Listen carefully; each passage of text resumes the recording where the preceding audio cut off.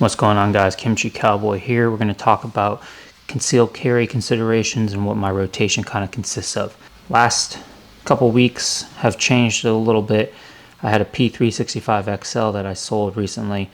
That was my only and first subcompact handgun. Now, I did not carry that very often. Reason being, no excuses or anything, I just didn't shoot it that well. And because I didn't shoot it that well, I didn't carry it. Yes, it concealed great. I could wear it in athletic shorts, weighed almost nothing, but the fact that I was inconsistent and I also didn't put that much time behind it, I decided to get rid of it. All three of these handguns here you see have, minus this one, just these two, have over 10,000 rounds. I'm coming close to 15,000 with the M18 and coming up to probably 25,000 with the Glock 19. The Staccato is the newest addition to the family. It has about 500 rounds through it, so I can't give you a full impressions or how comfortable I am with it at this current point. And I have no problem concealing these compact to full-size handgun. In the middle here, we have the SIG M18 with the TLR 7A Streamlight, some goon tape around the lower half, and then the Romeo 1 Pro red dot. I run gold dot 124 grain in this handgun. I run the spare 21 mag and a 17 round mag with the Tier 1 concealed Axis Elite holster. All three of these holsters are the exact same Tier 1 concealed Axis Elites. Moving to my right, we have a Gen 5 Glock 19. This has Ameriglow front and rear sights, Radian, ramjet, and afterburner compensator and barrel. Up top, we have the EPS, the enclosed red dot, red, not green dot. We have a Kegs Works extended slide release, tanning grip, and then we have the Surefire X300 Ultra, A model. A meaning it is the clip, it is not the B model. The B model, which is the thumb screw. The reason I went with Ultra instead of Turbo is the Ultra has an incredible flood to it. It fills up an entire room. It is able to just fill space, whereas the Turbo has a very direct beam of light. I think that is great for identification on a rifle at farther distances, but on a pistol and handgun, not so much. That is the reason why I went with the Ultra. So that is the Glock 19. Like I said, I have close to 25,000 rounds through it. It's just the one I shoot the most, but even probably I don't shoot the best. I run a OEM Glock 15 round magazine, OEM Glock magazine with the Terran Tactical +5 extensions, so 20 and 15. Moving to the far left is the newest addition, like I said before, is the Staccato P Duo. It also has an X300 UA. It has the Type 2 RMR by Trijicon, 3.25 MOA dot. And basically, that is it for the Staccato. They are all OEM internals, I believe. For a carry gun, I don't want to mess up the trigger, change that out, or any other internals. I am running the stock spring and guide rod with my Glock, even though Radian does sell a 15 and a 13 pound setup. So those are the handguns. Even though I carry this the most, like I said, I don't shoot it the best. This M18, for some reason, I don't know if it's the grip angle, height over bore, or what it is, but I tend to shoot it fairly well, and even though I don't shoot it very often, I can pick it up and be consistent without it.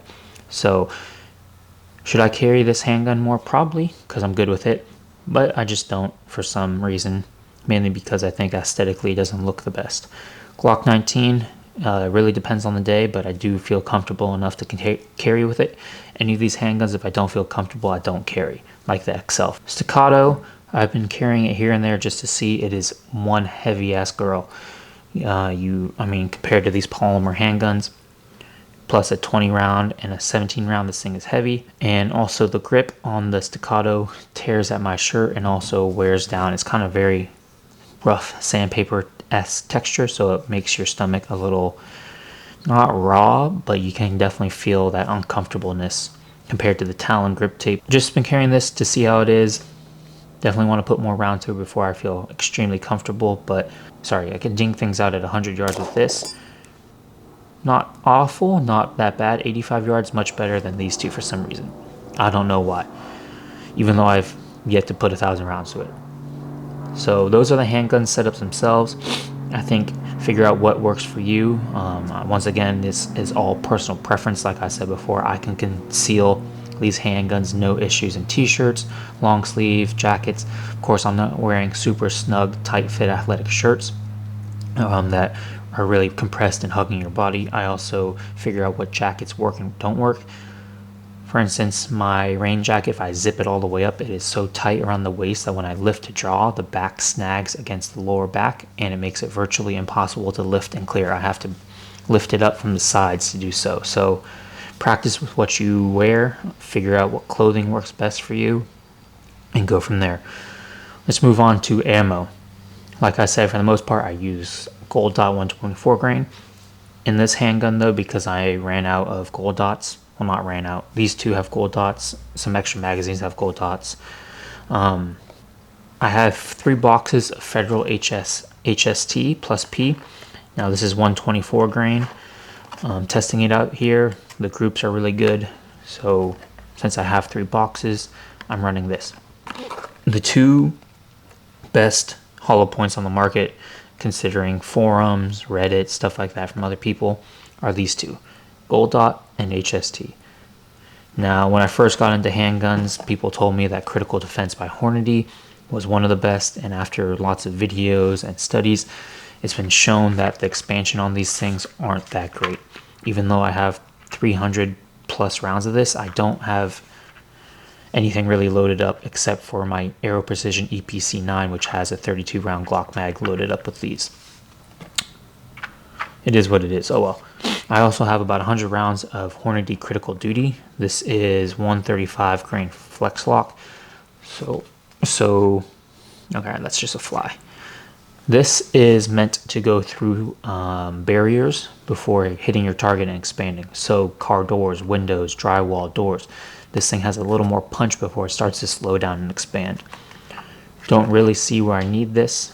I think more law enforcement used to carry this at some point because they're shooting through cars and all that, but maybe this is a situational load.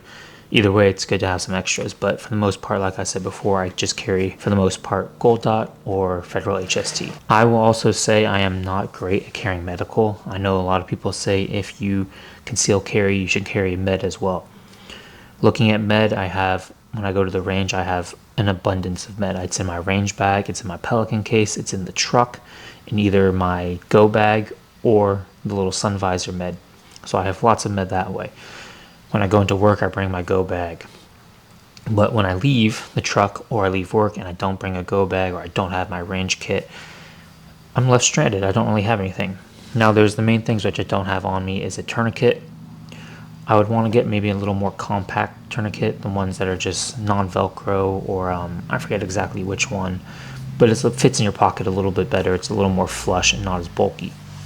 Some other things to consider are like wrapping gauze, 4-inch flat fold elastic wrap, and quick clot gauze. Now you can just use this by itself, but if you pack a wound and you have all this in the wound itself, doesn't really do any good if it's not wrapped, so that's where this comes in. So these 2 things together, you can even get smaller wraps so it's a little more compact, but these 2 things hand in hand, if I was to grab something quick, I probably would grab this pretty quick. Tourniquet, like I said before, and then this is also something, the chest seals. Now chest seals, I feel you wouldn't use this as much. That's just my take. I believe Spiritus Designs also said chest seals are not as important. The reason being, tourniquets can go on all 4 limbs. Gauze can go basically anywhere. Chest seals can only go in one certain place, and that is your chest. So you get shot on the leg, you're not putting this on there. You're either going to do your tourniquet or your gauze. You get shot in the stomach, same deal. You can't use your tourniquet there, so you're going to use your gauze. You get shot on the arm, probably not going to be using your chest seal. So this thing is big, and the chances of me using it I think are a little slimmer to none. So I would rather either carry tourniquet first, quick clot gauze and dressing, and then this chest seal. That's just my take. If you agree, disagree, perfectly fine. You do you, and I'll do me. If you have extra space and you want some nitrate gloves, y'all should know why. We all went to school for the most part, and you know why you don't want to transfer blood that's not your own onto you. And then there's knives. I don't feel comfortable in a knife fight going up against one-on-one with someone with a knife. Studies have also shown people with a knife, they bring it out, it usually ends up getting used on them. So the knives I have are more for daily use, opening boxes, cutting bags, stuff like that. Anyways, guys, that's going to wrap it up for this video. If you have any questions about the builds here in front of you, or any questions just in general for everyday carry, this is my take. I mean, once again, you don't have to agree with what I say. This is just my information I'm putting out there. Last but not least, I hit 1,000 subscribers, so I want to thank you guys for checking in, subbing if you're new here and whatnot. Definitely didn't think the channel would blow up as much as it did, but I'm just putting out videos that I would always want to look back on, and I enjoy making videos and content. So if you guys are new here, sub, like, help the channel grow even more, and I will catch you guys in the next video.